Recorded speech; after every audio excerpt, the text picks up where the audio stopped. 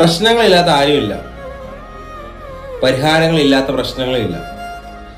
എന്നാൽ പ്രശ്നങ്ങൾ വരുമ്പോൾ എങ്ങനെയാണ് താൽക്കാലികമായിരിക്കുന്ന പരിഹാരങ്ങളിലേക്ക് നമ്മൾ ഓടിച്ചെല്ലുന്നത്? പ്രത്യേകിച്ച് ഈ ഒരു കാലഘട്ടത്തിൽ അഡോളസെന്റ് ആയിരിക്കുന്ന, ടീനേജേഴ്സ് ആയിരിക്കുന്ന കൗമാരക്കാർ, ചെറുപ്പക്കാർ പലപ്പോഴും ചെറിയൊരു പ്രശ്നങ്ങൾ വന്നാൽ പോലും അത് താങ്ങാതെ അതിനൊരു സൊല്യൂഷൻ കണ്ടെത്താൻ വേണ്ടി ഈ ലോകത്തിലുള്ള ലഹരി പദാർത്ഥങ്ങളിലേക്ക് അല്ലെങ്കിൽ മറ്റൊരു താൽക്കാലികമായിട്ട് സുഖം നൽകുന്ന എന്തെങ്കിലും ഒരു കാര്യത്തിലേക്ക് നമ്മൾ എത്തിച്ചേരുകയാണ്. അതിലൂടെ താൽക്കാലികമായിരിക്കുന്ന ഒരു പ്ലഷർ കിട്ടുകയും താൽക്കാലികമായിരിക്കുന്ന സന്തോഷ സുഖങ്ങൾ അതിലൂടെ തീരുകയും ചെയ്യുന്നു. അതിലൂടെ എന്നേക്കുമായി നിലനിൽക്കേണ്ട, ശാശ്വതമായി നിലനിൽക്കേണ്ട ചില നല്ല സന്തോഷങ്ങളും സുഖങ്ങളും അതോടുകൂടെ നഷ്ടമാവുകയാണ്. അപ്പം പ്രശ്നങ്ങൾ എല്ലാവർക്കും ഉണ്ട്.